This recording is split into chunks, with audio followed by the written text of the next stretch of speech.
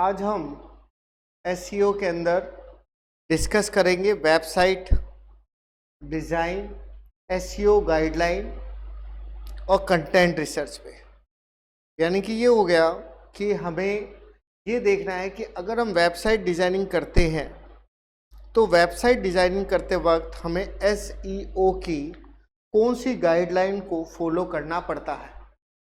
सबसे पहले navigation is search engine friendly, मतलब जो भी आप नेविगेशन करते हैं, किसी भी चीज़ को सर्च करते हैं, वो यूजर फ्रेंडली होना चाहिए, आसानी से समझ में आना चाहिए। इससे क्या होगा, इससे आपकी सर्च इंजन की जो रैंकिंग जो है वो आपकी बढ़ जाएगी।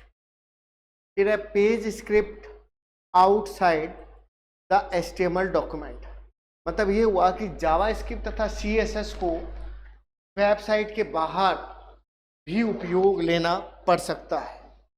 इसको हम लोग क्या कहते हैं, page script outside with HTML document. मतलब हमें अगर सर्च इंजन बढ़िया करना है, अच्छा काम करवाना है, तो हमें CSS का उपयोग लेना चाहिए, जावा स्क्रिप्ट लैंग्वेज का उपयोग लेना चाहिए, क्योंकि सर्च इंजन इन चीज़ों को आसानी से ढूंढ लेता है। उसके बाद नेक्स्ट जो चीज़ है वो ये है कि अगर हम लोग बात करते हैं use content that search engine spider can read, मतलब ऐसा कंटेंट उपयोग लेना चाहिए जो कि सर्च इंजन क्या लेता है, उपयोग में लेता है। कंटेंट किसी भी वेबसाइट का मुख्य भाग होता है। अगर अच्छा कंटेंट होगा तो वेबसाइट की सर्चिंग भी आपकी अच्छी होगी। हेडिंग हो गया, पैराग्राफ हो गया, लिंक हो गया, इन सभी बातों का हमें ध्यान रखना पड़ता है। अब है डिजाइनिंग भी ध्यान रखना चाहिए। जो हमारा URL जो है वो बढ़िया तरीके से बनना चाहिए, क्योंकि आधी से ज़्यादा जानकारी हमारे URL में होती है।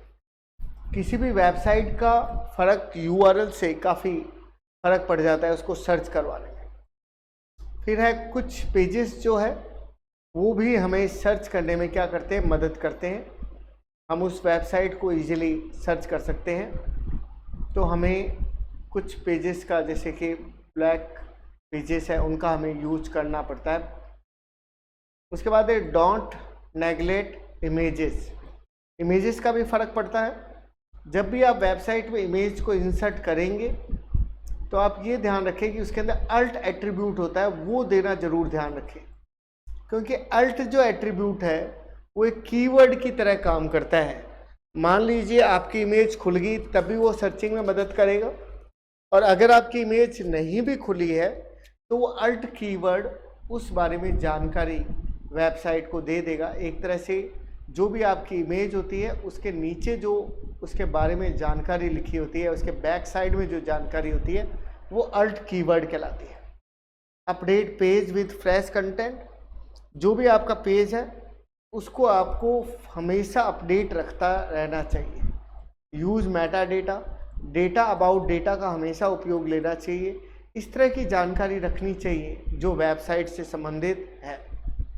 यूज हेडिंग टैग का भी प्रॉपर उपयोग लेना चाहिए, क्योंकि हेडिंग टैग ही हमें काफ़ी जानकारी प्रोवाइड करवाती है। जो सर्च इंजन होता है वो URL के बाद जो सबसे ज़्यादा देखता है वो हमारे हेडिंग टैग होता है। तो हेडिंग टैग से क्या बेनिफिट होगा, हेडिंग टैग से आप लोग आसानी से आपकी वेबसाइट की गतिविधियों को बढ़ा सकते हैं। फिर है www, उसका स्टैंडर्ड का हमेशा हमें फॉलो करना चाहिए, क्योंकि W3C स्टैंडर्ड का अगर वेल फॉर्म कोडिंग अगर आप अच्छी उपयोग ले रहे हैं तो आपकी वेबसाइट का जो सर्च इंजन में ऑप्टिमाइजेशन है वो ऑटोमेटिकली बढ़ जाएगा। अब नेक्स्ट टॉपिक है कंटेंट गाइडलाइंस। जो भी सर्च इंजन आप लोग सर्च करवा रहे हैं उसमें कंटेंट का काफ़ी परफॉर्मेंस बढ़ाने में काफ़ी उपयोग रहता है। तो सर्च इंजन जो है उसमें सबसे महत्वपूर्ण चीज़ें होती है चूजिंग द राइट कीवर्ड। हमेशा एक सही कीवर्ड का उपयोग लें। वेबसाइट बनाने से पहले कीवर्ड के बारे में रिसर्च जरूर कर लें, जिसके लिए गूगल एडवर्ब्स का कीवर्ड्स जो टूल है उसका उपयोग लिया जाता है।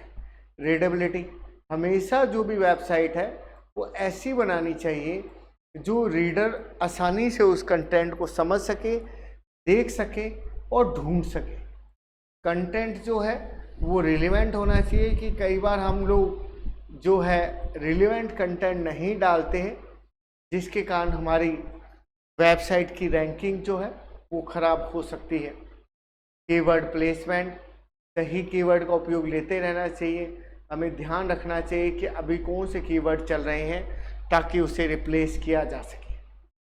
मेक शॉर्ट क्रिप्स पैराग्राफ, हमेशा छोटे छोटे पैराग्राफ लेने चाहिए ताकि यूज़र उसे आसानी से पढ़ सके, उसका एफर्ट जो है कम वेस्ट हो।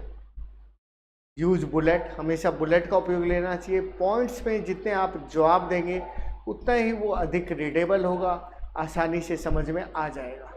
मेक सब हेडिंग, जो भी हमारा पॉइंट है उसके सब पॉइंट ज़रूर बनाने चाहिए ताकि यूज़र उसको ईजिली समझ सके।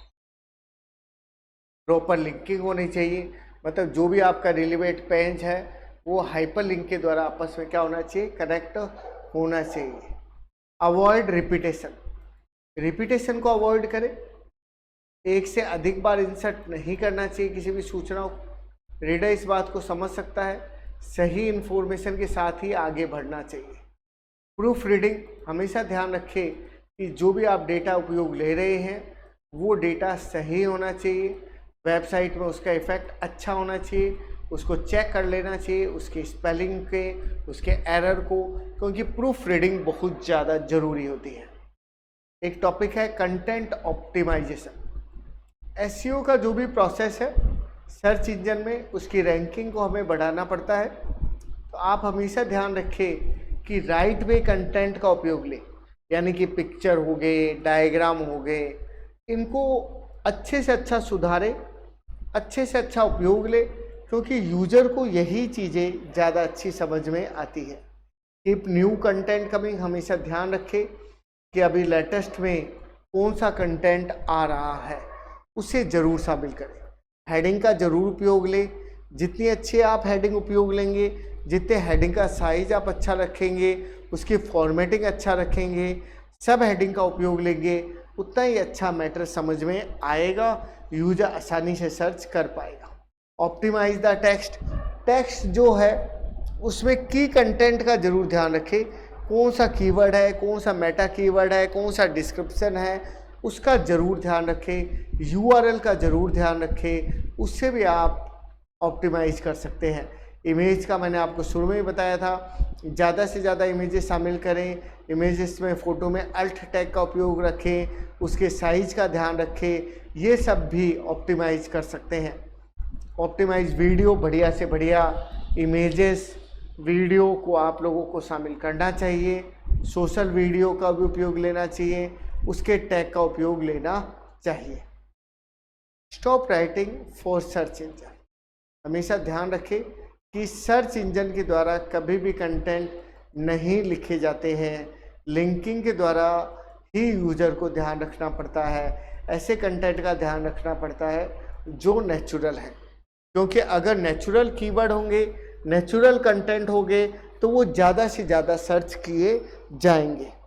हमेशा सोशल मीडिया का उपयोग करें। सोशल मीडिया जैसे फेसबुक हो गया, इंस्टाग्राम हो गया, ट्विटर हो गया, वहाँ पे कंटेंट और उसके फीडबैक पे ज़रूर नज़र रखें। की फिट क्लेम, हमेशा ध्यान रखें जो भी हमारी पोस्ट है उसमें CSS लेआउट का ध्यान रखें। कंटेंट प्रभावी होना चाहिए ताकि हम आसानी से उसे ढूंढ सकें। तो ये सब चीज़ें हैं, कुछ बेसिक चीज़ें हैं इसको लेके, SEO को लेके, सर्च इंजन ऑप्टिमाइजेशन को।